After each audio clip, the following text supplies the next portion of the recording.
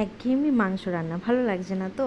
তো আজকে তোমাদের সাথে আমি নিয়ে চলে এসেছি একটা নতুন রেসিপি, ধনিয়া চিকেন। তো হ্যালো ভিউয়ার্স, তোমরা সবাই কেমন আছো? আমি অনেক ভালো আছি, আশা করছি তোমরাও সবাই ভালো আছো। তো দেখতেই পাচ্ছ, মাংসটাকে প্রথমে আমি ধুয়ে জল ছড়িয়ে নিয়েছি। দিয়ে এখন আমি মাংসটায় আদা রসুন, অল্প একটু দই, লঙ্কা গুঁড়ো, পরিমাণ মতো নুন সব রকম দিয়ে ম্যারিনেট করে রেখে দিলাম।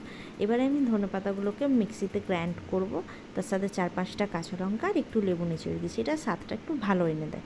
তো আমি তেলে প্রথমে আলুগুলোকে ভেজে নিয়েছি। এবারে আমি তেলে অল্প একটু চিনি দিয়েছি, চিনিটা কালারটা খুব ভালো এনে দেয় মাংসতে, যেটা দেখতে খুব ভালো লাগে।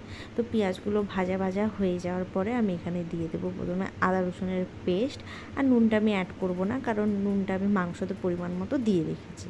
তো এবারে আমি জিরে, ধনে, লঙ্কা গুঁড়ো, হলুদ গুঁড়ো সব পরিমাণ মতো দিয়ে অল্প একটু জল দিয়ে মানে মশলাটাকে কষাবো ভালো করে।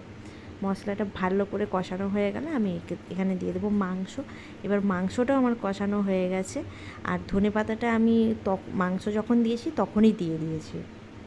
তো এবারে আমি জল দিয়ে দিয়েছি, জল দিয়ে অল্প একটুক্ষণ ফুটিয়ে দেখো আমি রেডি করেছি। তো এইটা আমার চিকেনের ফাইনাল লুক। প্রচুর ভালো হয়েছিল খেতে জিনিসটা।